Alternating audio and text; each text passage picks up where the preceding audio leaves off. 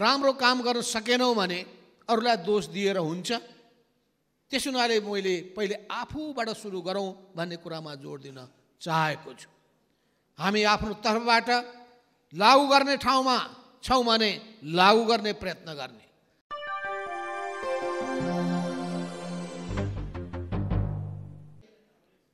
उद्योग व्यवसायी महासङ्घमा समेट्ने जमर्को गर्नुभएको छ र आफ्नोलाई सङ्गठनलाई विस्तार गर्ने क्रममा 26वटा जिल्लामा तपाईँहरू पुग्नु भएको छ र यसको विस्तार जारी छ।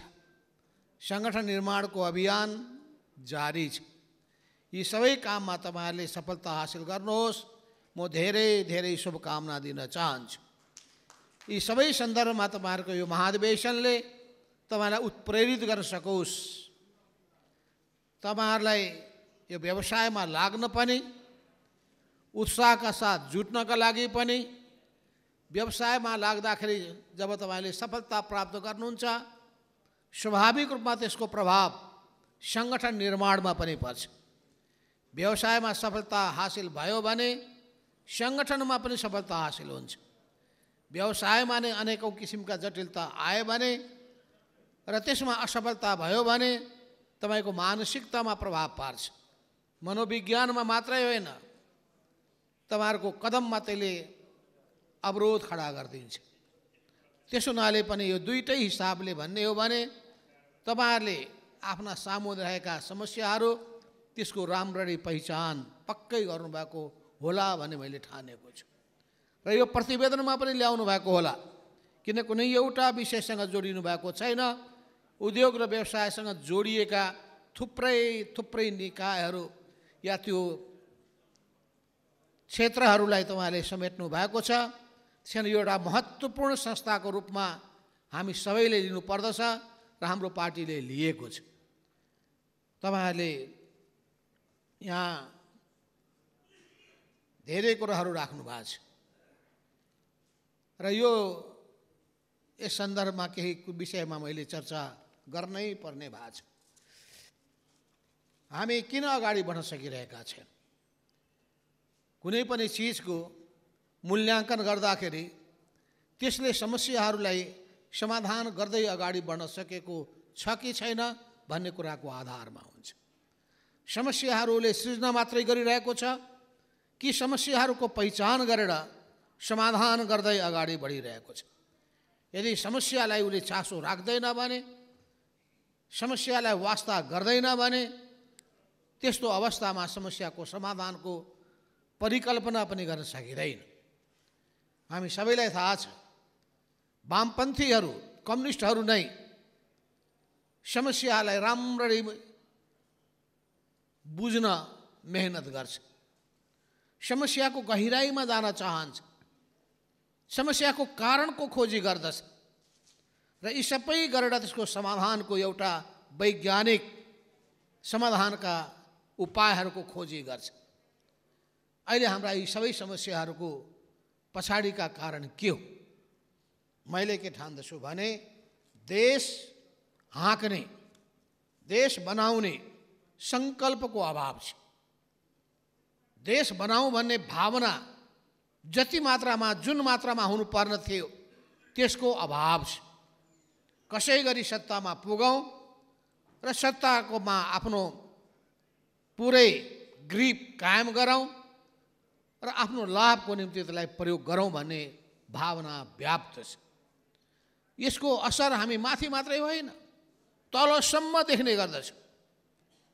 सङ्घात्मक निकायमा मात्रै होइन, माथि केन्द्रीय निकायमा मात्रै होइन, प्रादेशिक निकायमा त्यही देखिन्छ, स्थानीय निकायमा पनि त्यही देखिन्छ र विभिन्न संस्थाहरूमा आबद्ध भएकाहरूमा पनि त्यही देखिन्छ। त्यसो हुनाले एउटा राष्ट्रिय दृष्टिकोण र देशभक्तिको दृष्टिकोण, देशभक्तिको भावना, यो देश बनाउनु पर्दछ भन्ने एउटा सङ्कल्प, यसको अभाव रहेको छ।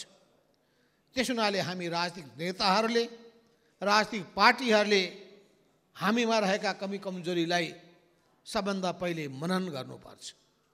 ती कमी कमजोरीहरूप्रति हामी गम्भीर छौँ कि छैनौँ?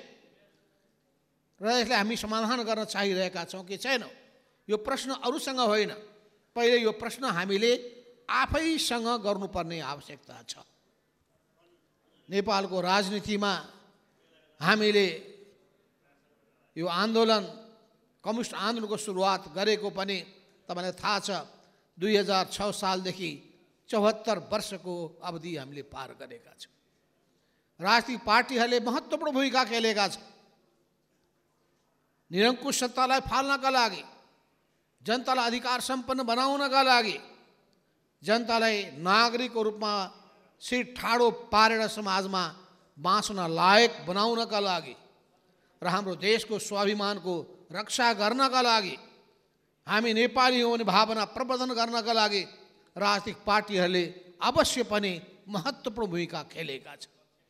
तर जब प्रश्न उठ्छ जनताको जनजीवनसँग कति जोडिएका छन्, देशको विकास र समृद्धिसँग उनीहरू कति आबद्ध भएका छन्, यो प्रश्न उठ्ने बित्तिकै हामीले विगतको राम्ररी समीक्षा गर्नुपर्छ। विगतका समयमा पुराना सत्ताहरूले खालि खराबै खराब गरे भनेर हामी भन्दैनौँ र हामीले सबै राम्रै राम्रो गऱ्यौँ भनेर पनि दावा गर्दैनौँ। विगतमा भएका राम्रै कुरालाई पनि हामीले राम्रो भन्न सक्नु पर्दछ। हामीबाट भएका कमजोरीहरू, नराम्रा कुराहरूलाई कमजोरीको रूपमा र नराम्रो कामको रूपमा हामीले महसुस गर्नै पर्छ। कमजोरीलाई महसुस गर्दाखेरि कोही कमजोर हुँदैन र उसको मर्यादा घट्दैन। त्यसो हुनाले म सबै जिम्मेवार पक्षलाई भन्न चाहन्छु कि देशको वर्तमान अवस्थाप्रति हामी गम्भीर बनौँ। अवश्य एउटा कुरा छ, सिङ्गो विश्व परिवेशबाट नेपाल अलग छैन। विश्व परिवेशबाट नेपाल अलग नभएको हुनाले त्यसको प्रभाव नेपालमा पर्छ। युक्रेनको युद्धको प्रभाव पर्छ, प्राकृतिक प्रकोपको प्रभाव पर्छ, त्यसले गर्दाखेरि प्राकृतिक पक्षले पारेको असरको प्रभाव पर्छ। तर ती सबै चुनौतीको पनि सामना गर्ने मानव जातिसँग सामर्थ्य छ। त्यो सामर्थ्य भएको हुनाले उपायको जहिले पनि खोजी गर्नुपर्ने आवश्यकता पर्छ। जहाँ समस्या छ त्यहाँ समाधान पनि छ। त्यस हुनाले समाधान खोज्नका लागि हामी साँच्चै गम्भीर बन्यौँ भने नेपालको यो समस्याको समाधान निकाल्न नसक्ने होइन, निकाल्न सकिन्छ। त्यस हुनाले म समष्टिगत रूपमा भन्न चाहन्छु कि हामी गम्भीर बनाऊँ। यो देशमा जुन किसिमको सङ्कटका बादलहरू मडारिँदैछन्, ती सबै सङ्कटका बादलहरू के पक्षहरूले काम गरिरहेको छ त्यसलाई राम्ररी अध्ययन गरौँ, त्यसको समाधान गर्ने उपायको निम्ति अगाडि बढौँ। समस्याको हामी समाधान दिन सक्छौँ, किनभने हामीलाई थाहा छ कि अहिले जुन गठबन्धन हामीले बनाएका छौँ त्यहाँ पनि गठबन्धन सरकारमा विभिन्न अनुभव प्राप्त गरेका पार्टीहरू छन्, विभिन्न नेताहरू छन्। उनीहरू एक ठाउँमा बसेर गम्भीरताका साथ छलफल गर्ने हो भने समाधान निकाल्न सकिन्छ। एक त देशको समस्याको समाधान कम्युनिस्ट पार्टीले नै सबैभन्दा बढी दिन सक्दछ, किनभने कम्युनिस्ट पार्टीसँग वैज्ञानिक दृष्टिकोण छ, कम्युनिस्ट पार्टीसँग देशभक्तिको भावना छ, कम्युनिस्ट पार्टीसँग लोकतन्त्रको मूल्य र मान्यता प्रतिको प्रतिबद्धता छ। यी तीनटै कुरा भइसकेपछि, देशभक्तिको भावना भइसकेपछि, लोकतान्त्रिक सोच र मान्यता भइसकेपछि र जनताप्रति सेवाको भावना भइसकेपछि अरू बाँकी कुराहरू काम गर्ने दौरानमा अनुभवबाट बिस्तारै खारिँदै अगाडि बढ्न सकिन्छ। तर अहिले समस्या के छ भने हामी गम्भीर बन्न सकेका छैनौँ, समस्यामा केन्द्रित हुन सकेका छैनौँ। हाम्रो देश किन बनेन, यसको कारण के हो? देश किन बनाउन सकिएन, यसको कारण के हो भन्दाखेरि हामीसँग सिङ्गो देश, अघि नै मैले भनिसकेँ, सिङ्गो देश बनाउने जुन सोच हुनुपर्ने हो, सङ्कल्प हुनुपर्ने हो, प्रतिबद्धता हुनुपर्ने हो, त्यसको अभाव छ। त्यस हुनाले सबैभन्दा पहिले देश बनाउने, राम्रो देश बनाउने, समृद्ध देश बनाउने र देशको मर्यादालाई अन्तर्राष्ट्रिय रूपमा माथि उठाउने यो सोचका साथ अगाडि बढ्नुपर्छ। त्यस हुनाले मैले जहिले पनि एउटा नेतामा दूरगामी भिजनको आवश्यकता पर्छ भन्ने कुरामा जोड दिँदै आएको छु। भिजन नभएको नेताले केही पनि गर्न सक्दैन। तर अर्को कुरा, भिजनको र सिद्धान्तको गफ मात्रै गरेर हिँड्नेहरूबाट पनि केही पार लाग्न सक्दैन।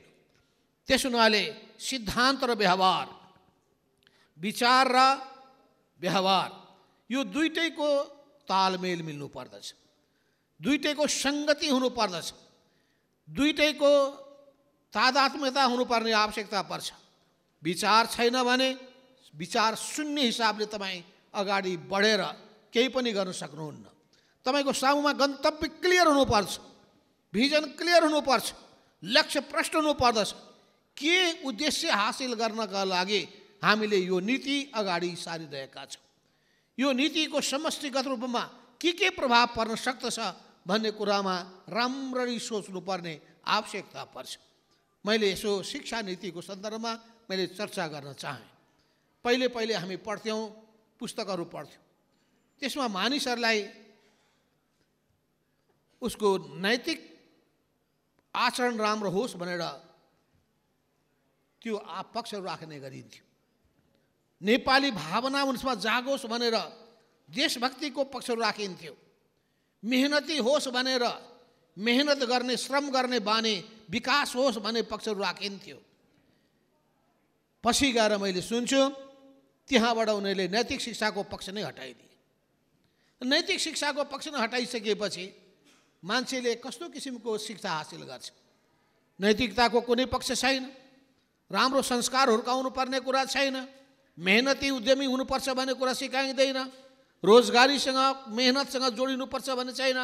फलस्वरूप हामी अहिले जुन भन्ने गरेका छौँ, नेपाली समाजमा दलाल पुँजीवाद अर्थात् कमिसन, भएको राज्यको सम्पत्तिको दोहन, यी सबै प्रवृत्तिहरू के हो भन्दाखेरि मेहनत गरेर, उत्पादन गरेर अनि त्यसपछि आफ्नो जीवनयापन गर्ने कुराहरू भन्दा पनि लुटेर, चुसेर, फलस्वरूप भ्रष्टाचार गरेर अनि यस्तै कुरा गरेर आफ्नो जीवन चलाउने एउटा पङ्क्ति तयार भएको छ।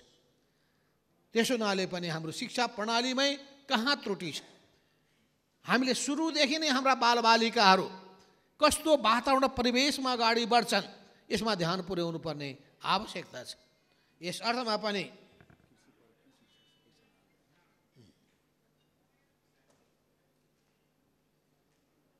अहिले तपाईँहरूसँग 10वटा घटकहरू, सङ्घहरू जोडिएका रहेछ। यसमा कृषि पनि छ, पर्यटन पनि छ, शिक्षा पनि छ, शैक्षिक पनि छ, निर्माण क्षेत्र पनि छ, होटल पनि छ, श्रम पनि छ र रोजगार अनि अन्य व्यापारसम्म, अर्थात् समष्टिगत छ। अब म तपाईँहरूबाट के आशा गर्छु भने तपाईँहरू प्रत्येकले आफ्नो आफ्नो क्षेत्रका समस्याहरू अहिलेको महाधिवेशनमा त सम्भव नहोला, तर यो महाधिवेशन पछि आउने नेतृत्वले अलग अलग विधाबाट बिल्कुल छुट्टा छुट्टै बस्नुहोस्। छलफल, अन्तर्क्रिया, सेमिनार के गरेर हुन सक्दछ, त्यसमा आफ्ना सबै समस्याहरू, अहिलेसम्मका समस्या, देशकै समस्या, त्यो विषयसँग जोडिएका समस्याहरूको एक एक तपाईँहरूले बुदागत रूपमा नोट गर्नुहोस् अनि त्यसका कारणहरूको पनि उल्लेख गर्नुहोस् र समाधानका उपाय के छन् त्यो पनि अगाडि सार्नुहोस्। किनभने हामी अरूलाई त उपदेश दिन सकौँला, तर यदि हामीले कुनै प्रदेशको जिम्मा लिएका छौँ भने, त्यहाँ काम गर्न सकेनौँ भने दोष दिएर हुन्छ। कुनै पालिकामा हामी जितेका छौँ, त्यहाँ हाम्रो पुरै वर्चस्व कायम छ, त्यहाँ काम गर्न सकेनौँ भने अरूलाई दोष दिएर हुन्छ। केन्द्रकै जिम्मेवारी हामीले पाएका छौँ, मन्त्रालयको जिम्मेवारी हामीले पाएका छौँ, राम्रो काम गर्न सकेनौँ भने अरूलाई दोष दिएर हुन्छ। त्यसो हुनाले मैले पहिले आफूबाट सुरु गरौँ भन्ने कुरामा जोड दिन चाहेको छु। हामी आफ्नो तर्फबाट लागू गर्ने ठाउँमा छौँ भने लागू गर्ने प्रयत्न गर्ने, लागू गर्ने ठाउँमा छैनौँ भने आवाज उठाएर समाधान दिएर उपाय अगाडि सारेर अगाडि बढ्ने काम गरौँ। त्यसले पनि पुग्दैन भने हामीले सडकको माध्यमबाट पनि ती पीडा र वेदना भोगिरहेकाहरूका आवाज उद्घोष गरेर सरकारलाई त्यसको अनुसार नै सुझावहरू दिएर या सरकारलाई जागरुक बनाएर या सरकारलाई हामीले विभिन्न हिसाबले दबाब दिएर अनि त्यस ढङ्गले पनि अगाडि बढ्नुपर्ने हुन्छ।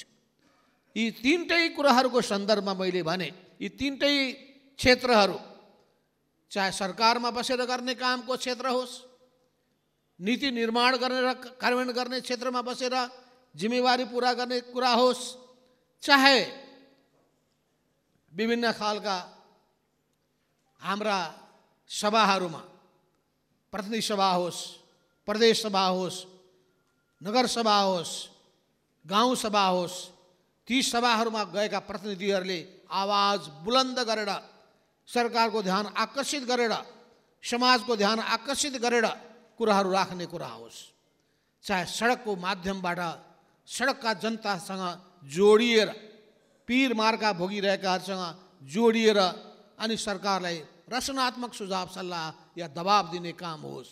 यो तीनटै क्षेत्रमा हामी क्रियाशील हुनुपर्दछ भन्ने सोच र मान्यताका साथ अगाडि बढिरहेका छौँ।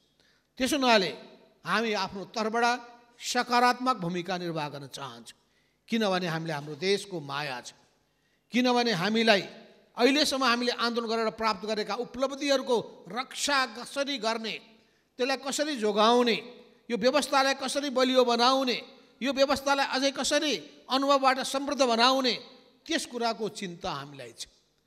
यस अर्थमा हाम्रा कामहरू हाम्रा कदमहरू ध्वंसात्मक सोचका साथ होइन, असहयोगी भावनाका साथ होइन, सहयोगी भावनाका साथ हुनेछ।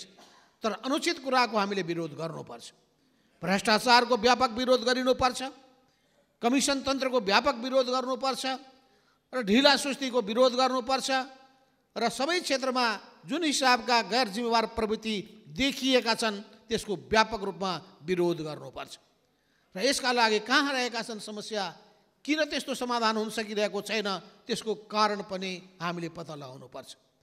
आज वास्तवमा तपाईँहरूले विभिन्न क्षेत्रका कुराहरू क्षेत्रलाई समेट्नु भएको छ। यो सिङ्गो समेटिएको कुरा भनेको हाम्रो समग्र चिन्तनसँग जोडिएको छ।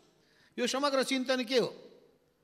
समग्र चिन्तन भनेको हामी सिङ्गो देशको विकासको सन्दर्भमा के सोचाइ राखिरहेका छौँ, हाम्रो सोचाइ के हो, हाम्रो समग्र विचार के हो, हामीसँग सामग्रिक योजना छ कि छैन र यस सन्दर्भमा म तपाईँलाई भन्न चाहन्छु, जतिखेर हामीले नेकपा एमाले बनाइसकेका थिएनौँ त्यही बेलामा पनि हामीले यो सिङ्गो देशको विकासको एउटा खाका तयार गरौँ भन्ने सोच बनाइरहेका थियौँ।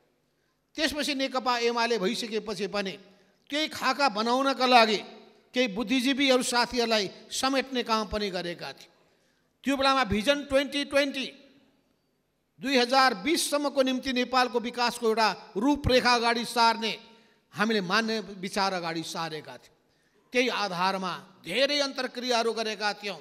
मेचीदेखि महाकालीसम्मका बुद्धिजीवीहरूसँग परामर्श पनि गरेका थियौँ र त्यसपछि एउटा पुस्तक हामीले निकाल्यौँ। त्यो पुस्तक तपाईँहरूले पढ्नुभएको छ कि थाहा छैन, भिजन नेपाल 2020। भिजन नेपाल भन्ने किताब हामीले छाप्यौँ, प्रकाशित गऱ्यौँ र त्यो हामीले बहुत मेहनत गरेर सबैको अनुभवहरू, सबैका ज्ञानहरू, सबैका सोचहरू, सबैका चिन्तनहरूलाई मथेर निकालेको र निष्कर्ष थियो। तर अब त्यसले पुग्दैन। अब हामीले भिजन 2050 बनाउनु पर्ने स्थिति बन्छ। भिजन 2050 बनाउनका लागि त्यही अनुसारको पनि हामीले अब पहल गर्नुपर्ने आवश्यकता छ। मैले सोचिरहेको छु यसको निम्ति एउटा टिम निर्माण गरौँ। जसरी विगत समयमा त्यो टिम बनाउनका लागि कौड भरतमोहन अधिकारीलाई जिम्मा दिइएको थियो, त्यसको मूल नेतृत्व मैले गरेको थिएँ, तर व्यवहारमा पुरै रूपमा खट्ने काममा भरतमोहन अधिकारी लाग्नु भएको थियो। अहिले जति पनि नाम सुन्नुहुन्छ बुद्धिजीवीहरू, राज्यका विभिन्न निकायमा गएका व्यक्तिहरू, ती सबैको इनपुटहरू त्यसमा रहेको थियो। अब नयाँ ढङ्गले हामीले 2050लाई आधार मानेर सन् 2050 मनाएर हामीले एउटा नयाँ भिजन सहितको दस्तावेज बनाउने कुरामा जुट्नुपर्ने एउटा आवश्यकता छ दोस्रो भनेको अहिलेका तत्कालका समस्याहरू, आर्थिक सङ्कटका विषयवस्तुहरू, व्यावसायिक सङ्कटका विषयवस्तुहरू, औद्योगिक सङ्कटका विषयवस्तुहरू, विभिन्न क्षेत्रले भोग्नु परेका समस्याहरूको बारेमा अहिले नै हामीले उपाय के निकाल्न सकिन्छ त्यसको निम्ति पनि व्यवस्थित रूपमा त्यस्ता कुराहरूलाई अगाडि बढाउनु पर्ने आवश्यकता छ। र त्यसका लागि तपाईँहरूले यो महाधिवेशनको माध्यमबाट एक किसिमले एउटा विचार मन्थन गर्नुभएको छ, गर्नुहुनेछ र त्यो सबै दस्तावेजहरू तपाईँहरूले ल्याउनु हुने मैले आशा गरेको छु। हो यी सबै कुराहरूको परिप्रेक्ष्यमा मैले भन्न चाहेको कुरा के छ भने हामीसँग एउटा सामग्रिक योजना हुनु पर्यो। यो सामग्रिक योजनाको सुरुवात कहाँबाट हुन्छ? अघि पनि मैले भने शिक्षा प्रणालीबाट हुन्छ, चिन्तनबाट हुन्छ, आचरणबाट हुन्छ, कस्तो किसिमको संस्कार दिन्छौँ संस्कारबाट हुन्छ। त्यसै गरी हामीले कस्तो किसिमको शिक्षा, यतिकै किताबी शिक्षा दिन्छौँ या हामी त्यो शिक्षा हाम्रो व्यवहारसँग जोडिएको हुन्छ, आजको आवश्यकतासँग जोडिएको हुन्छ। आजको आवश्यकतासँग जोडिएको शिक्षा दिन्छौँ भने आजको निम्ति आवश्यक पर्ने योग्य जनशक्ति तयार गर्न सक्छौँ। आजको निम्ति आवश्यक विषयवस्तुलाई त्यहाँ समेट्छौँ भने आजको चुनौतीको सामना गर्ने योग्य र सक्षम जनशक्ति तयार गर्न सक्छौँ। र त्यसको निम्ति चाहिँ स्वाभाविक रूपमा शिक्षा प्रणाली अत्यन्तै महत्त्वपूर्ण छ। तर हाम्रो शिक्षा प्रणाली तदनुरूप नै अगाडि बढ्न सकिरहेको छैन। अहिले सुन्दै हुनुहुन्छ तपाईँ, शिक्षकहरू आन्दोलित छन्। शिक्षकहरू आन्दोलनमा किन उत्रेका छन् भने उनीहरूलाई स्थानीय तहको मातहतमा माध्यमिक तहको शिक्षाको जिम्मेवारी स्थानीय तहलाई दिइएको छ, त्यो गाउँपालिकालाई दिइएको छ, त्यो नगरपालिकालाई दिइएको छ। माध्यमिक तहसम्मको शिक्षाको जिम्मेवारी के स्थानीय तहले पुरा गर्न सक्छ? के त्यसले समष्टि कुराहरू समष्टिगत पक्ष सोच्न सक्छ? कि उसले आफ्नो स्कुलमा आफ्ना मान्छेलाई कसरी भर्ना गर्ने, आफ्ना नजिकका मान्छेलाई पढोस् नपढोस्, पढाओस् नपढाओस्, अनि त्यसै गरी त्यहाँ भर्ना गर्ने र त्यसको त्यो शिक्षण संस्थाको उन्नति र प्रगतिभन्दा पनि त्यसलाई कसरी उपयोग गर्ने कुरामा मात्रै सीमित रहने कुराहरू पनि सोच्न सक्ने स्थिति बन्छ। त्यस हुनाले पनि एउटा प्रश्न उठेको छ। तर संविधान बनाउँदाखेरि हामीले बडो समावेशिताको कुरा सोचेर, अधिकारको विकेन्द्रीकरण गर्ने कुरा सोचेर अनि हुँदा हुँदा पालिका तहमा नै माध्यमिक तहसम्मको शिक्षाको अधिकार दिएका छौँ। अब यो अहिले तुरुन्तै संविधान संशोधन गरेर पनि हुने अवस्था छैन, किनभने भिन्न भिन्न राजनीतिक पार्टीहरू छन्। ती राजनीतिक पार्टीहरूमा समग्र चिन्तन पनि छैन। कसरी सङ्कट खडा गरौँ, सङ्कट खडा गरेपछि फाइदा कसरी उठाउँ भन्ने मात्र सोच, कसरी समाधान दिउँ भन्ने कुरामा छैन। समस्यालाई कसरी जटिल बनाइदिउँ, जटिल बनाउने कुरामा मात्रै ध्यान छ। रचनात्मक सोच छैन, सृजनात्मक सोच छैन, सकारात्मक सोच छैन, नकारात्मक सोच मात्रै छ। सत्ताबाट बाहिरिनु परेको पीडा मात्रै छ। कसरी सत्तामा पुगौँ भन्ने चिन्ता मात्रै छ।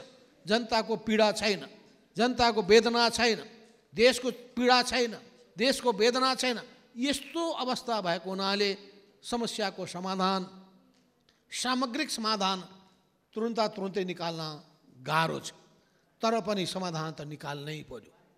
सडकमा उत्रेका शिक्षकहरूका जायज कुराहरूलाई, उपयुक्त कुराहरूलाई, सम्भव हुने कुराहरूलाई, आजको निम्ति सम्भव हुने कुरालाई आज भोलिको निम्ति गर्दै जानुपर्ने कुराको लागि त्यसपछि सोचसहित वास्तवमा छलफल गरेर वार्ता गरेर यो समस्याको समाधान निकाल्नु आवश्यक छ। अब मैले चर्चा गर्दै थिएँ कि हामी समष्टिगत कुरा सोच्दाखेरि शिक्षा प्रणालीको कुरा सोचिरहेका छौँ। तर नेपालको सन्दर्भको कुरा गर्ने हो भने, कुनै पनि समाजको कुरा गर्नु छ भने सबै कुराको केन्द्रबिन्दु भनेको रोजगारी नै हो। रोजगारी र जोडिएको पनि छ त्यहाँ पनि नेपालको सन्दर्भमा उत्पादनसँग। कुनै समाजमा, कुनै देशमा उत्पादन नहुन सक्दछ। मालदिप्स जस्तो देशमा त्यहाँ पर्यटन प्रवर्धन नै त्यसको अर्थतन्त्रको मूल वास्तवमा खम्बा हुन सक्दछ। त्यस्तो देशमा पर्यटन प्रवर्धन कसरी गर्ने, पर्यटन प्रवर्धन गर्नको लागि पूर्वाधारको विकास कसरी गर्ने, पर्यटनसँग जोडिएको उद्यमलाई कसरी अगाडि बढाउने भन्ने कुरा हुन सक्दछ। तर नेपालको यथार्थ सन्दर्भमा चर्चा गर्दाखेरि कृषि प्रधान देश भनिएको नेपालमा कृषि क्षेत्रलाई नै हामीले सबैभन्दा पहिलो महत्त्व दिनुपर्छ, प्राथमिकता दिनुपर्छ। त्यस हुनाले कृषि क्षेत्रको विकास कसरी गर्ने, कृषिको आधुनिकीकरण कसरी गर्ने, यसको व्यावसायीकरण कसरी गर्ने, यसको यान्त्रिकीकरण कसरी गर्ने, यसको औद्योगिकीकरण कसरी गर्ने, किनभने यसको औद्योगिकीकरण पनि गर्नुपर्छ, कृषि उद्यमको पनि विकास गर्नुपर्छ। त्यस हुनाले कृषि क्षेत्रको विकासको समष्टिगत सोच हामीसँग हुनुपर्छ। तर हाम्रा सोच र चिन्तनहरू त्यो दिशामा उन्मुख छैन। उदाहरणको निम्ति एक समयमा नेपाललाई कृषि प्रधान देश भनिन्थ्यो र त्यसपछि नेपाललाई यहाँका खाद्यान्नहरू निर्यात गर्ने देशको रूपमा हामीले भन्ने गर्दथ्यौँ। हाम्रा उत्पादनहरू विदेशमा निर्यात गरिन्थे। आज खाद्यान्नहरू हामीले अरू देशबाट आयात गर्नु परिरहेछ। यसको कारण के हो भन्दाखेरि हामीसँग आफै पुग्ने खाद्यान्न हुन सकिरहेको छैन। दोस्रो भनेको हामीसँग गाउँका युवाहरू सबै विदेशमा पलायन गरिरहेका छन्, रोजगारीको निम्ति विदेशमा भौतारिरहेका छन्, जनशक्तिको यहाँ अभाव छ। अनि कृषि उत्पादनबाट हुनुपर्ने लाभ पनि प्राप्त भइरहेको छैन। ती सबै कुराहरूको सन्दर्भमा पनि कसरी कृषि उत्पादनबाट लाभ प्राप्त हुन सक्छ, कसरी कृषि उत्पादनमा यहाँका युवाहरूलाई जोड्न सकिन्छ, कसरी त्यो परिवारको जीवन राम्ररी चल्न सक्दछ, यी सबै कुराहरूको सन्दर्भमा राज्यले नै मुख्य चासो राख्नुपर्छ। त्यस हुनाले कतिपय देशमा के देख्छौँ भने कृषि क्षेत्रमा राज्यले छुट्टै अनुदानको व्यवस्था गरेको छ, छुट्टै अनुदानको व्यवस्था गरेको छ। अनुदान मात्रै होइन, राज्यले के गर्छ भने त्यहाँ उत्पादित वस्तुको बजारको उपलब्धताको जिम्मेवारी पनि लिन्छ। बजारको जिम्मेवारी लिएन भने, उत्पादित सामानहरूको बिक्री सुनिश्चित भएन भने के हुन्छ भने दुध उत्पादन गर्नेले अनि दुध यतिकै सडकमा फाल्नुपर्ने हुन्छ। उखु उत्पादन गर्नेले त्यो चिनी कारखानामा उखु पुर्याउने होइन, त्यतिकै आफ्नो खेतमा थन्किरहने स्थिति बनाउनु पर्छ। त्यस हुनाले पनि उत्पादनसँग बजार जोडिएको हुन्छ। त्यो बजारको सुनिश्चितता गर्ने जिम्मेवारी राज्यको हो। राज्य यो जिम्मेवारीबाट मुक्त हुन पाउँदैन। त्यस हुनाले कृषि उद्यमको विकासको सन्दर्भमा हामीले कहाँ के समस्याहरू छन्, ती समस्यालाई र कुन क्षेत्रलाई प्रोत्साहन दिनुपर्ने छ, यसको गहिरो अध्ययन आवश्यक छ। हाम्रो धेरै नीतिहरूमा त्रुटि छ। हाम्रो देशमा उत्पादन हुने वस्तु, उत्पादन हुन सक्ने वस्तुलाई प्रोत्साहन दिने होइन, हामी त्यसलाई निरुत्साहित गर्ने खालका नीतिहरू लिने गरेका छौँ।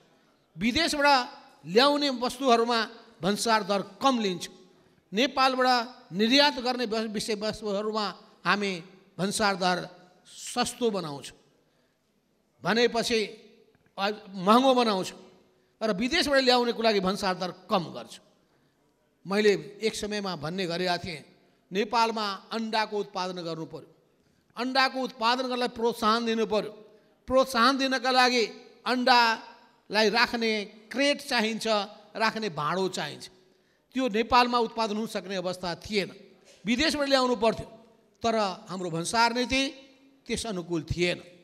क्रेट ल्याउनका लागि यदि कसैले कोसिस गर्यो भने त्यसको भन्सार दर बढी, अनि अन्डा सहितको क्रेट ल्यायो भने अनि बल्ल भन्सार दर कम, भनेपछि विदेशबाट अन्डा ल्याएपछि मात्रै भन्सार दर कम गर्ने, अनि क्रेट मात्रै ल्याउनु पर्यो भने अनि त्यसपछि भन्सार दर बढाइदिने।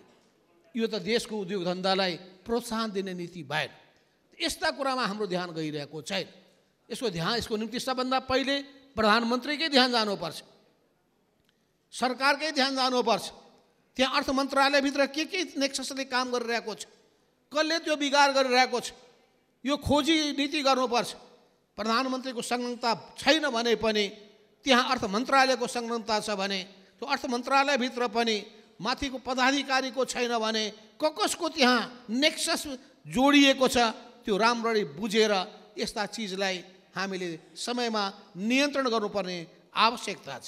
त्यस हुनाले हामी सबै निरीह भएर बस्ने कुराको कुनै अर्थ छैन। त्यस हुनाले मैले फेरि पनि जोड दिन चाहन्छु कि हाम्रा नीतिहरूमा प्रष्टता चाहिन्छ र दोस्रोमा सङ्गति पनि चाहिन्छ। नीतिहरूमा सङ्गति भएन भने हामीले अपेक्षित परिणाम प्राप्त गर्न सक्दैन। त्यसो हुनाले कृषि क्षेत्रको विकासको सन्दर्भमा कतिवटा वस्तुहरू हाम्रो देशमा हामी उत्पादन गरेर आत्मनिर्भर हुन सक्छौँ र आत्मनिर्भर मात्रै होइन विदेशमा निर्यात गर्न सक्छौँ। के हुन सक्ला? खाद्यान्न हुन सक्ला, फलफुल हुन सक्ला, माछा मासु हुन सक्ला, दुधजन्य वस्तुहरू हुन सक्ला, आदि इत्यादि कतिवटा त्यस्ता वस्तुहरू छन् 50, 60, 100 त्यो किटान गरेर त्यसको निम्ति राज्यले विशेष ढङ्गले त्यस्ता कृषकहरूलाई त्यस्ता उद्यमीहरूलाई प्रोत्साहित गर्नुपर्ने आवश्यकता पर्छ। निकै ठुलो प्लटमा हामीले उत्पादन गर्नुपर्छ। म बारा जिल्लामा गएको थिएँ र मलाई भन्दै थिए यो धानमा हामी उत्पादन गर्ने खेत अहिले हामी जम्मै प्लटिङ एउटै गरेर हामी माछा पालन गर्न गइरहेका छौँ। किनभने माछा पालनबाट हाम्रो त्यो जग्गामा बढी आम्दानी हुने भयो। त्यस हुनाले हामी माछा उत्पादनलाई प्रोत्साहन दिन चाहन्छौँ। केमा बढी लाग्दाखेरि बढी आम्दानी हुन सक्दछ त्यसको खोजी, त्यसको अध्ययन हुनुपर्दछ। तर हामी कहाँ के छ, हिजो कृषि अनुसन्धान परिषदहरू थिए, कृषि अनुसन्धानको काम व्यापक रूपमा हुने गर्दथ्यो। अहिले त्यो कृषि अनुसन्धानका निकायहरू कमजोर भएर गएका छन्। त्यसको कता कता आवश्यकताहरू उपादेयता छैन कि भन्ने खालको स्थितिमा हामी पुगिरहेका छौँ। यसमा हाम्रा सोचहरूमा वास्तवमा हाम्रा धारणाहरूमा कमजोरी रहेको कुरालाई हामीले समयमा स्वीकार गर्ने र यी कमजोरीलाई सुधार गर्ने काममा जुट्नुपर्ने आवश्यकता छ। त्यसैले कृषि क्षेत्रलाई अगाडि बढाउनका लागि, कृषि उद्यमलाई अगाडि बढाउनका लागि के सुविधा सहुलियतहरू, कस्तो कस्तो तालिम प्रशिक्षणहरू के दिनुपर्ने आवश्यकता छ, ती सबैको निम्ति व्यवस्थित रूपमा लाग्नुपर्ने खाँचो छ। तर नेपालको सन्दर्भमा विचार गर्दाखेरि कृषि हाम्रो अर्थतन्त्रको यदि आधारशिला हो भने हामीले ख्याल गर्नुपर्छ जलस्रोत र पर्यटन हाम्रो देशको अर्थतन्त्रका यी दुईटा इन्जिन, विकासका इन्जिनहरू। यो जति इन्जिन गुड्छ त्यतिकै देशको आम्दानी बढ्दै जान्छ। त्यस हुनाले यो दुईटा क्षेत्र, जलविद्युतको क्षेत्र र पर्यटनको क्षेत्र, यो दुईटैलाई पनि कसरी हामीले अधिकतम रूपमा उपयोग गर्ने हो। अन्तमा गएर त म देखिरहेको छु कि जलविद्युतको पनि विकासको एउटा सीमा हुन्छ। जम्मै हामीले नदी नालाबाट बिजुली उत्पादन गरिसकेपछि त्यो सेचुरेसन पोइन्टमा पुग्छ। त्यसपछि त्यसले रोजगारी धेरै दिँदैन, आम्दानी दिइरहेको हुन्छ। फेरि रोजगारीको लागि पर्यटनलाई नै हामीले प्रबन्धन गर्नुपर्ने आवश्यकता पर्छ र त्यसपछि उद्योगलाई प्रबन्धन गर्नुपर्ने आवश्यकता पर्छ। कृषिलाई पनि हामीले प्रबन्धन गरिरहनुपर्ने आवश्यकता पर्छ।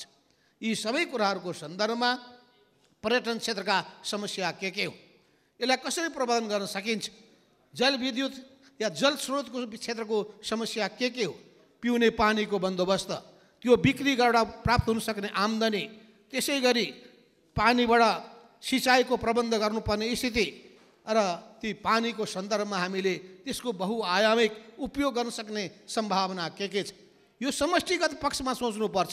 मैले चर्चा गरेको थिएँ कि हाम्रो चुरे भाबरको क्षेत्र छ, त्यो चुरे भाबरको क्षेत्रमा मेचीदेखि महाकालीसम्म यदि हामी बर्सातका पानीहरू र विभिन्न हिसाबले नदी नालाहरूका पानीहरूलाई रिजर्भर बनाएर हामीले जम्मा गर्ने हो भने, ठुल्ठुला तालहरू सृजना गर्न सक्ने हो भने र त्यसमा हामीले विभिन्न हिसाबले पर्यटन प्रवर्धन गर्ने हो भने या त्यसलाई माछा पालनको निम्ति उपयोग गर्ने हो भने अनि त्यो पानीको बाट देशले धेरै फाइदा उठाउन सक्छ। पहिलो कुरा के हुनेछ भने कि त्यसले सबभन्दा पहिले हाम्रो चुरे र भाबरलाई हराभरा बनाउँछ। दोस्रो भनेको तराईका भूभागलाई बढी मलिलो बनाउँछ। तेस्रो भनेको माछा पालनमा उपयोग गर्न सकिन्छ, पर्यटन प्रबन्धनमा उपयोग गर्न सकिन्छ। अनि त्यसपछि त्यो पानीले जुन किसिमको क्षति पुर्याउने गरेको छ, बर्सातको पानीले विभिन्न ठाउँमा भूक्षय हुने गरेको छ, ती सबैलाई रोक्नका लागि पनि त्यसले भूमिका खेल्न सक्दछ। यी सबै कुराहरूको सन्दर्भमा पनि कसरी एउटा क्षेत्रको उपयोग गर्दाखेरि धेरै क्षेत्रलाई त्यसले सकारात्मक प्रभाव पारोस् भन्ने कुरामा पनि हामीले ध्यान दिनुपर्ने आवश्यकता छ। त्यस हुनाले जलस्रोतको उपयोग कसरी गर्ने, जलविद्युतको उत्पादनलाई गति दिने कसरी, अनि जलविद्युतको उत्पादनबाट आएका बिजुलीहरू नेपालका उद्योग धन्दाहरूलाई सहुलियत दरमा कसरी दिने, नेपालकै आवश्यकतालाई सबभन्दा पहिले परिपूर्ति गर्ने कुरालाई उच्चतम प्राथमिकता दिनका लागि के तरिकाहरू अवलम्बन गर्ने, अनि त्यसपछि हामीले उपभोग गर्न नसकेका, खपत गर्न सकेका बिजुलीहरू हाम्रा छिमेकी देशहरूमा कहाँ बिक्री गर्ने, त्यसको निम्ति जोड्ने ट्रान्समिसन लाइनको व्यवस्था कसरी गर्ने। हामी के देखिरहेछौँ भने जलविद्युतमा लागेका साथीहरूको पनि बेग्लै गुनासो छ, त्यस ठाउँमा बेग्लै किसिमको पीडाहरू छ। त्यही ठाउँमा अनेक माफियाहरू क्रियाशील भएका हुन्छन्, दबाब दिइरहेका हुन्छन्, पैसा मागिरहेका हुन्छन्, धम्की दिइरहेका हुन्छन्, अनि सरकारवाला निकायबाट तुरुन्तै त्यो ग्रिडमा जोड्नका लागि पहलकदमी लिने काम हुँदैन। यसले गर्दाखेरि मान्छेमा जाँगर मर्ने गरेको पाइन्छ, उत्साह कम हुने गरेको पाइन्छ। त्यस हुनाले यस क्षेत्रका समस्याको पाटोमा पनि सरकारको ध्यान जानु आवश्यक छ। र देशबाट हामीले विद्युतमा निर्यात गर्ने हो भने भारतको बजार ठुलो मात्रामा उपलब्ध छ। बङ्गलादेशको बजार हामीले बिजुली निर्यातको निम्ति पाउन सक्दछ। चीनको बजार पनि चीनले भनिरहेछ हामी पनि नेपालको बिजुली किन्नका लागि तयार छ भनेपछि बिजुलीको खपत हुने ठाउँको कुनै अभाव छैन। हाम्रै देशमा उत्पादन गरेर बढी उब्रेका बिजुलीहरू हामी छिमेकी देशमा बिक्री गर्न सक्दछौँ। अहिले हामी सुन्ने गर्दछौँ हामीले बिक्री गर्दाखेरि कम मूल्य पाउँछौँ र खरिद गर्दाखेरि मूल्य बढी पाउँछौँ। यो पनि वास्तविकता के हो? यो साँच्चै यसभित्र पनि कुनै सेटिङ मिलेको हो भने त्यो गम्भीर कुरा हो। यदि हामी ठगिएको हो भने पनि त्यो पनि गम्भीर कुरा हो। ढङ्ग नजानेको हो भने पनि ढङ्ग पुर्याउनु पर्ने कुरामा पनि त्यहाँ त्रुटि भएको कुरा हो। यी सबै चिजहरूको बारेमा पनि हामीले गम्भीरताका साथ सोच्नुपर्ने आवश्यकता छ। त्यसबाहेक मैले भने पर्यटन विकासको विशाल सम्भावना नेपालमा छ, किनभने हिन्दूहरूको र बुद्धहरूको भूमि हो यो नेपाल। बुद्ध जन्मेको देश नेपाल हो। हिन्दू धर्म को पनि उद्गम स्थल नेपाल नै हो। बुद्ध धर्मको उद्गम स्थल नेपाल हो र हिन्दू धर्मको उद्गम स्थल पनि नेपाल हो। यी दुईटै उद्गम स्थल नेपाल भएको हुनाले यसलाई हामी संसारभरि बुद्धिस्टहरूको बिचमा र त्यसपछि हिन्दूहरूको बिचमा राम्ररी मार्केटिङ गर्न सक्दछौँ। झन्डै 11वटा देशमा बुद्ध धर्मावलम्बीहरू ठुलो सङ्ख्यामा छ। ती 11वटा देशहरू, चाहे त्यो चीन होस्, चाहे त्यो जापान होस्, चाहे त्यो कोरिया होस्, चाहे त्यो म्यानमार होस्, चाहे त्यो थाइल्यान्ड होस्, चाहे त्यो भियतनाम होस्, चाहे त्यो लाओस होस्, चाहे त्यो कम्बोडिया होस्, चाहे त्यो मलेसिया होस्, यी जम्मै देशहरूमा रहेका बुद्ध धर्मावलम्बीहरू, भारत र त्यसपछि विभिन्न देशहरूमा छरिएका हिन्दू धर्मावलम्बीहरू, यी दुईटैलाई हामी नेपालतर्फ आकर्षित गर्ने हो भने नेपाललाई मुस्लिमहरूको जसरी मक्का मदिना हुन्छ तीर्थस्थल, त्यसै गरी मक्का मदिनाको रूपमा लुम्बिनीलाई पनि र त्यसपछि पशुपतिनाथ लगायतका तीर्थस्थलहरूलाई पनि हामी आकर्षणको केन्द्र बनाउन सक्छौँ।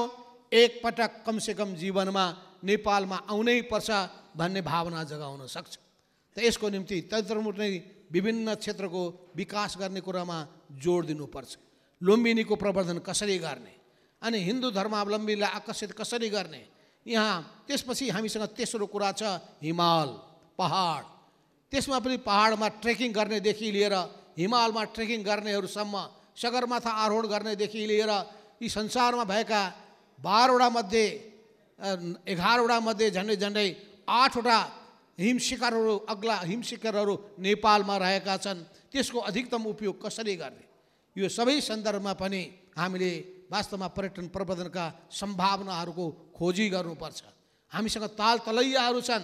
ती ताल तलैयाहरूदेखि लिएर हामीसँग त्यसै गरी आरक्षित क्षेत्रहरू छ। ती आरक्षहरूमध्ये चितवनको सफारी, एकसिङे गैँडा लगायतका त्यस्ता ठाउँहरू, त्यसलाई कसरी प्रवर्धन गर्न सकिन्छ, पोखराको प्रवर्धन कसरी गर्न सकिन्छ, यो सबै चिजहरूको सन्दर्भमा पनि वास्तवमा गम्भीरताका साथ सोच्नुपर्छ। त्यसो भयो भने धेरैभन्दा धेरै पर्यटकहरू नेपालमा आउन सक्छ। त्यही पर्यटक आगमनको कुरालाई सोचेर धेरै होटलहरू खोले। अब म सुन्दछु होटलमा लगानी गरेकाहरूले टाउकोमा हात राख्नु परिरहेछ। तर बिस्तारै कोभिडले गर्दाखेरि जुन अर्थतन्त्रमा ठुलो सङ्कट आएको थियो, बिस्तारै त्यो अब कम हुँदैछ। बिस्तारै पर्यटकहरूको सङ्ख्या बढ्न थालेको छ। अलिकता होटल व्यवसायीहरूले राहत महसुस गरिरहेका छन्।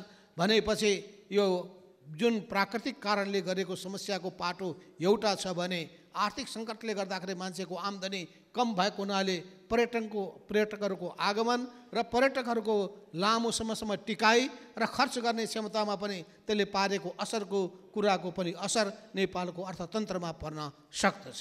त्यसबाहेक पर्यटकहरूलाई नेपालमा लामो समयसम्म टिकाउन सक्ने उपाय के छ? अरू देशमा जानुहोस्, उनीहरू कुनै देश कुनै सहरमा जान्छन् भने ती सहरमा देख्ने हेर्ने लायक जम्मै ठाउँहरू उनीहरू हेर्छ, समय उनीहरूले त्यहाँ बिताउँछन्। तर हामी कहाँ त्यस्तो विषयहरूमा ध्यान गइरहेको छैन। त्यस हुनाले मैले बारम्बार जोड के दिएको छु भने हामीले पर्यटन प्रवर्धन गर्दाखेरि हामीले केही पक्षहरूमा ध्यान दिउँ। ती पक्षहरूमध्ये मैले नारायण हिटीलाई एउटा ग्रान्ड म्युजियमको रूपमा विकास गर्नुपर्छ भने बारम्बार भन्दै आएको पनि छु। म प्रधानमन्त्री भएको बेलामा त्यो विचारलाई अगाडि सार्ने मैले जमर्को पनि गरेँ र त्यसपछि योभन्दा पहिलेका अर्थमन्त्रीले बजेटमा त्यो ठाउँ पनि दिनुभयो। ठाउँ त दिनुभयो लिखत कागजमा, तर व्यवहारमा लागू हुन सकेन। त्यसको सोचाइ के हो भन्दाखेरि नेपालको सिङ्गो नेपालको तस्बिर नारायण हिटीमा ग्रान्ड म्युजियममा गएपछि हेर्न पाइयोस्। कसरी नेपालमा नरबानरको उत्पत्ति भएको थियो, कसरी नेपालमा सुरुदेखि मानव जातिले बिस्तारै बसोबास गर्दै आएका थिए, कसरी नेपालको इतिहास झन्डै 5000 वर्ष पुरानो इतिहास रहेको छ, त्यसको सिङ्गो झलक नारायण हिटी म्युजियममा जाने बित्तिकै हेर्न पाइयोस्। त्यो बेला हामी तपाईँ सबैलाई थाहा छ, गोपाल वंशीहरूले 900 वर्षसम्म राज्य गरेका हुन्, महिषपाल वंशीहरूले 600 वर्ष राज्य गरेका हुन्, त्यसपछि किराँत वंशीहरूले झन्डै 400 वर्ष राज्य गरेका हुन्, सेन वंशीहरूले त्यस्तै सैकडौँ वर्ष राज्य गरेका हुन्। त्यसै गरी लक्ष्मीकालीन नेपालको इतिहासलाई सम्झिने हो भने त्यस्तै हजारौँ वर्षको सैकडौँ वर्षको इतिहास। त्यसपछि राणाकाल छ, शाक वंश छ। यी सबै वंशहरूको शासनको इतिहासलाई त्यही ठाउँमा हामीले एउटा भवन बनाएर त्यहाँ जन्मदेखि मृत्युसम्मका प्रत्येक राजाको पालामा के कामहरू भएका थिए भन्ने कुराको जीवन्त हामीले त्यहाँ तस्बिर राख्न सक्यौँ भने त्यो पर्यटकहरूको निम्ति आकर्षणको विषय बन्छ। त्यसको लागि राज्यले लगानी गर्नुपर्छ। अरू त्यहाँ नारायण हिटीभित्र अरू किसिमको संरचना राख्ने होइन, अरू कुनै मन्त्रालय कुनै कामको निम्ति राख्ने होइन। त्यो सिङ्गै रूपमा एउटा म्युजियमको रूपमा हामीले विकास गर्नका लागि तदनुरूपकै हामीले मास्टर प्लान बनाएर अरबौँ लगानी गर्नु पर्यो भने खर्बौँ रुपियाँको भोलि आज लगानी गर्छौँ, भोलि त्यसले आम्दानी दिने स्थिति बन्छ। त्यसै गरी हाम्रो देशमा 126वटा जात जातिहरू छन्, किन नेपाल बहुजातीय, बहुभाषिक, बहुधार्मिक, बहुसांस्कृतिक सबै समुदायहरूको बसोबासको थलो। त्यस हुनाले कीर्तिपुरमा हामीले जग्गा लिएका छौँ, तर 126वटा जात जातिको हामीले म्युजियम बनाउन सकेका छैनौँ, जातीय सङ्ग्रहालय बनाउन सकेका छैनौँ। जाति जनजाति सङ्ग्रहालय प्रत्येक जातिहरूका जन्मदेखि मृत्युसम्मका सबै चिजहरूलाई समेटेर यदि हामीले त्यो प्रत्येक एउटा घर बनाएर अनि त्यो एउटा कम्प्लेक्स बनाउन सक्ने हो भने त्यहाँ पनि मान्छेको ओहिरो लाग्ने थियो। स्वदेशी पर्यटक, बाह्य पर्यटक, विदेशी पर्यटकहरू पनि ओहिरो लागेर जाने थियो। त्यसै गरी हामीले त्यति मात्रै होइन, हिन्दू धर्मावलम्बीहरूको एउटालाई आकर्षित गर्नका लागि एउटा ठुलो धार्मिक स्थल विकास गर्यो। त्यहाँ हामीले पाथिभरादेखि लिएर बढी मालिकासम्मका जति पनि तीर्थस्थलहरू छन् एउटै परिसरमा हामीले त्यसको रेप्लिका राख्न सक्यौँ भने अनि त्यहाँबाट उनीहरूले थाहा पाउनेछन् कि कोशी प्रदेशमा कुन महत्त्वपूर्ण तीर्थस्थल छ, त्यसै गरी मध्य प्रदेशमा कुन महत्त्वपूर्ण तीर्थस्थल छ, अनि बागमती प्रदेशमा, गण्डकी प्रदेशमा, लुम्बिनी प्रदेशमा, कर्णाली प्रदेशमा, सुदूरपश्चिम प्रदेशमा कस्ता महत्त्वपूर्ण तीर्थस्थल छन्। त्यही एक ठाउँमा आएर उनीहरूले अवलोकन गरेर त्यसपछि विभिन्न ठाउँमा जाने उनीहरूको चाहनालाई हामी बढाउन सक्दछौँ। यो सोचलाई अगाडि सार्ने सन्दर्भमा मैले कुरा पनि गरेँ। सुदूरपश्चिमको गोदावरीमा त्यो ठाउँ बनाउन सकिन्छ कि भनेर मैले त्यहाँ छलफल पनि गरेँ। त्यसपछि चतराधाममा बनाउन सकिन्छ कि भनेर त्यसमा पनि मैले छलफल चलाएँ। त्यसपछि त्रिवेणीमा गर्न सकिन्छ कि देवघाटमा गर्न सकिन्छ कि या हामीले यो रौतहट र सर्लाहीको हरिहर धाममा गर्न सकिन्छ कि नुन्थर महादेवको ठाउँमा गर्न सकिन्छ कि यी 4-5 वटा स्पटलाई ध्यानमा राखेर मैले विभिन्नलाई विदेशमा बसेका लगानी गर्न चाहने हिन्दू धर्मावलम्बीहरूलाई मैले कुराकानी पनि गरेँ। केही मान्छे सहमत पनि भएका थिए, पछि फेरि उनीहरू अगाडि बढ्न सकेन।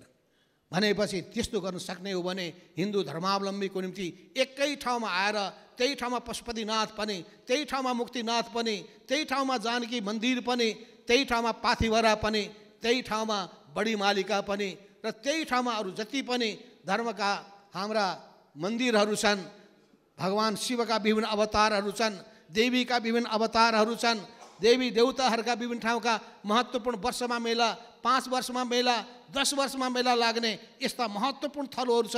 त्यो सबै एक ठाउँमा रेप्लिकाको रूपमा राख्न सकिन्छ। मैले बारम्बार कुरा उठाइरहेको छु। मैले भनिरहेको छु कि नानाहिटीलाई 2062 सालसम्म 63 सालसम्मको इतिहासको झलक मात्रै त्यहाँ देखाउने, एउटा अर्को गणतन्त्र म्युजियम छुट्टै बनाउने। त्यहाँ हामीले लखन थापा मगरदेखि लिएर हाम्रो भोजपुरकी महिला नेत्री उहाँदेखि लिएर अहिलेसम्मका जति पनि राणा शासनका विरुद्धमा लड्ने योद्धाहरू, त्यसै 7 सालको क्रान्तिका इतिहासहरू, अनि त्यसपछि 46 सालको आन्दोलनको इतिहासहरू, 62-63 को आन्दोलनको इतिहासका सबै झलकहरू राखेर एउटा गणतन्त्र म्युजियम छुट्टै बनाऊ। त्यो भने गणतन्त्र म्युजियममा गइसकेपछि अनि मान्छेले कसरी नेपाली जनताले आफ्नो पौरखले, आफ्नो मेहनतले र निरङ्कुशताका विरुद्धमा जुधेका छन्, ज्यानको बाजी लगाएका छन् भनेर जीवन्त उनीहरूले त्यहाँ तस्बिर देख्न पाउनेछ। यस्ता खालका पर्यटन प्रवर्धनका अरू के हुन सक्दछन्, त्यस्ता सोचहरू हामीले विकास गर्नुपर्छ। त्यसो भने पर्यटन प्रवर्धन यी सबै चिज गर्नका लागि चाहिने के हो भने हाम्रो राज्यले अध्ययन गर्ने कुरामा, अनुसन्धान गर्ने कुरामा, सबै चिजहरूको गहिरो अनुसन्धान गरेर त्यसको आवश्यकता बोध गरेर त्यसबाट प्राप्त गर्न सक्ने लाभहरू अनि त्यसलाई अझै राम्रो परिमार्जन गर्न सकिने उपायहरू, देश विदेशका अनुभवहरू, ती सबै राखेर अगाडि बढ्नका लागि आवश्यक अनुसन्धानमा जोड दिनुपर्ने आवश्यकता छ। अब हामीले विज्ञान र प्रविधिको अधिकतम उपयोग गर्नुपर्दछ र यसका साथसाथै हामीले हाम्रो निर्माणको काममा रहेका त्रुटिहरू, निर्माणका काममा रहेका गुणस्तरीयताको सुनिश्चितताहरू, अनि त्यसले मात्रै होइन समयमा काम सम्पन्न गर्नुपर्ने कुराहरू। अनि निर्माण व्यवसायीहरूले काम गर्दाखेरि उनीहरूले पैसा नपाउने, काम सम्पन्न गरिसकेको छ तर पैसा नपाउने, यो कुरा पनि गम्भीर कुरा हो। यदि तपाईँले लगानी गर्नुहुन्छ भने त्यो लगानीको तपाईँ प्रतिफल प्राप्त गर्नु नपाउनुपर्ने रकम पाउनुहुन्न भने तपाईँमा उत्साह मरेर जान्छ। नेपाली उद्यमीहरूलाई, नेपाली व्यवसायीहरूलाई प्रोत्साहन कसरी गर्ने, कमी कमजोरी छन् भने ती कमी कमजोरीको सुधार कसरी गर्ने, यसको निम्ति राज्यले पनि आफ्नो तर्फबाट पोजिटिभ रोल खेल्नुपर्ने आवश्यकता पर्छ। नकारात्मक कुरा मात्रै लिएर पनि हुँदैन, नकारात्मक कुराहरू छन् भने भन्नुपर्छ, सुधार्नका लागि कोसिस गर्नुपर्छ। तर त्यो राज्यको कारणले सृजना भएको छ भने त्यसको जवाबदेही राज्यले पनि लिनुपर्दछ। यस अर्थमा निर्माण व्यवसायका आफ्ना समस्याहरू छन्, अरू विभिन्न क्षेत्रका साथीहरूको पनि आफ्नै समस्या छ। कृषि क्षेत्रको कुरा गर्नुभयो, पर्यटन क्षेत्रको कुरा गर्नुभयो, शिक्षा क्षेत्रको कुरा गर्नुभयो, त्यसै गरी निर्माणको कुरा छन्, अनि त्यसै गरी रोजगार प्रबन्धनका निम्ति अनेक गर्नुपर्ने पहिलो कुरा भनेको सिप विकास नै हो। तालिम, मान्छेलाई जबसम्म तालिम दिइँदैन, सिप विकास गरिँदैन, अनि मान्छेलाई उद्यमशीलतातर्फ आकर्षित गरिँदैन, तबसम्म देशमा उत्पादनमा जुट्ने दक्ष र उत्पादनशील जनशक्ति तयार हुन सक्दैन। त्यस हुनाले हामीले मान्छेलाई उद्यमसँग जोड्ने, उत्पादनसँग जोड्ने, त्यस्तो जनशक्ति निर्माण गर्ने कुरामा ध्यान दिनुपर्ने आवश्यकता छ। अब हामीले यी सबैका लागि राज्यले सबभन्दा पहिले सुशासनको प्रत्याभूति गर्नु पर्यो, भ्रष्टाचारको निवारण गर्नु पर्यो, छिटोभन्दा छिटो सेवा सुविधाहरू उपलब्ध गराउनु पर्यो। हाम्रा काममा ढिला सुस्ती होइन, छिटो आफ्नो दायित्व प्रत्येक क्षेत्रले पुरा गरून्, राज्यले पनि गरोस्, निजी क्षेत्रले पनि गरोस्। हामी अहिले 3 खम्बे अर्थतन्त्रमा विश्वास गर्दछौँ। 3 खम्बे अर्थतन्त्रहरूभित्र निजी क्षेत्रको महत्त्वपूर्ण भूमिका रहेको छ, राज्यको पनि भूमिका रहन्छ, सहकारिताको पनि भूमिका रहन्छ, तर निजी क्षेत्रले महत्त्वपूर्ण भूमिका खेल्छ। स्वदेशी पुँजी, राष्ट्रिय पुँजीलाई हामीले पहिलो प्राथमिकता दिन्छौँ। राष्ट्रिय पुँजीलाई निरुत्साहित हुने गरी वैदेशिक पुँजीलाई हामी आकर्षित गर्न सक्दैनौँ। तर वैदेशिक पुँजी आउने बित्तिकै आत्तिनुपर्ने आवश्यकता छैन।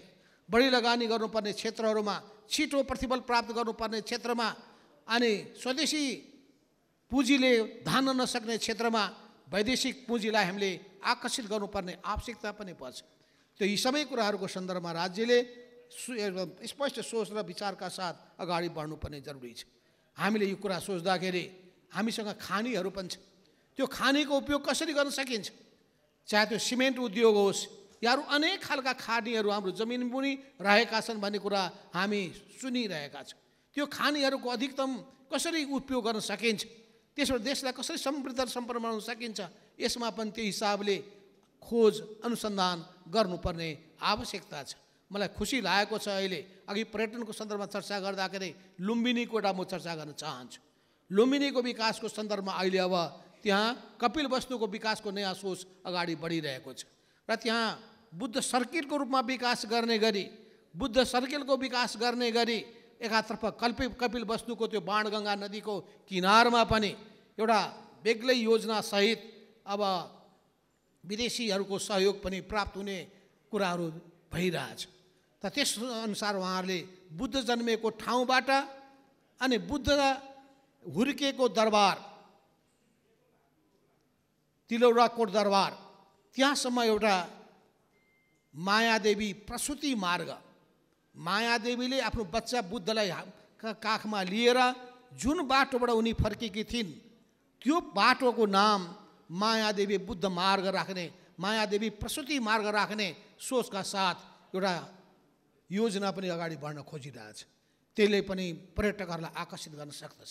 यस्तै नयाँ नयाँ सोचहरू, यस्तै नयाँ नयाँ विचारहरू हामीले अरू देशका अनुभवहरूलाई ध्यानमा राखेर नेपालको विकासका समष्टिगत पक्षहरूमा ध्यान पुर्याएर अगाडि बढ्ने हो भने हाम्रो देश गरिबी, अभाव र बेरोजगारीले पीडित भइरहनु पर्ने अवस्था छैन। यो देशलाई हामीसँग भएको साधन स्रोतलाई कुन ठाउँमा लगानी गर्ने हो, प्राथमिकता कहाँ दिने, बाटो बनाउँदा पनि प्राथमिकता केमा दिने, काम गर्दा पनि प्राथमिकता केलाई दिने। हामीसँग जहिले पनि पुँजीको अभाव हुन्छ। त्यो पुँजीको हामीले अधिकतम सदुपयोग गर्न सकियो भने थप पुँजी प्राप्त हुन्छ। थप पुँजी प्राप्त भएपछि धेरै क्षेत्रमा लगानी गर्न सकिन्छ। हो, यी सबै कुराको सन्दर्भमा पनि तपाईँहरूले पनि आफ्नो ठाउँमा बसेर छलफल गर्नुहोस् र हाम्रो देशको सन्दर्भमा विकासको समग्र सोचहरू अगाडि बढाउने कुरामा तपाईँहरूले अब महत्त्वपूर्ण भूमिका निर्वाह गर्नुहोस्। अहिले यो बडो महत्त्वपूर्ण मैले तपाईँहरूको जमघट को रूपमा मैले लिएको छु। यो महाधिवेशनमा तपाईँहरूले विभिन्न विधाकालाई, विभिन्न क्षेत्रकालाई जस्तै समेट्ने काम गर्नुभएको छ। यी सबै सँगसँग जोडिएका साथीहरू र उहाँहरूको सबै अनुभवहरू, यो सबै 50 लाखभन्दा माथिका लगानी भएका 20वटा गरी कम्पनीहरू तपाईँहरूसँग जोडिएको छ। 45वटा जिल्ला सङ्घ र 10वटा वस्तुगत सङ्घ पनि रहेको छ। त यो चाहिँ यी स्थिति हेर्दाखेरि मलाई खुसी पनि लागेको छ। तपाईँहरू विभिन्न क्षेत्रबाट आउनुभएको छ। केही सकारात्मक कुरा पनि होलान्, केही नकारात्मक कुराहरू पनि होलान्, केही उपलब्धिका आशाका कुरा पनि होलान्, केही निराशाका कुराहरू पनि होलान्। समग्रतामा राज्यले यी काम गर्न सक्यो भने राम्रो हुन्थ्यो भन्ने कुरा पनि होला। यी सबै चिजको बारेमा राम्ररी यहाँ विचार मन्थन गरेर निष्कर्ष निचोड निकाल्नुहोस्। त्यो हामीलाई पनि दिनुहोस्, सरकारलाई पनि दिनुहुन्छ भने एउटा ज्ञापन पत्र तयार गरेर यही महाधिवेशनको तर्फबाट तयार गरेर प्रधानमन्त्रीलाई बुझाउने गरी, सम्बन्धित मन्त्रालयलाई बुझाउने गरी दिनुभयो भने मलाई लाग्छ तपाईँहरूको यो जुन यत्रो मेहनत, त्यो मेहनतको निम्ति त्यसले उपयुक्त फल पनि दिन सक्ला र यो सबैले महसुस पनि गर्लान्। यस अर्थमा यो सङ्गठन सिङ्गो व्यवसायीहरूको, उद्योग व्यवसायीहरूको आशा भरोसाको केन्द्रको रूपमा हुन सक्यो भने अरूलाई पनि तपाईँहरू आकर्षित गर्न सक्नुहोला। यी सबै काममा तपाईँहरू सफल हुनुहोस् भने शुभेच्छा व्यक्त गर्दै यो महाधिवेशनको पूर्ण सफलताको कामना गर्दै म आफ्नो भनाइ यहीँ टुङ्ग्याउँछु। हस्त, धन्यवाद, लाल सलाम।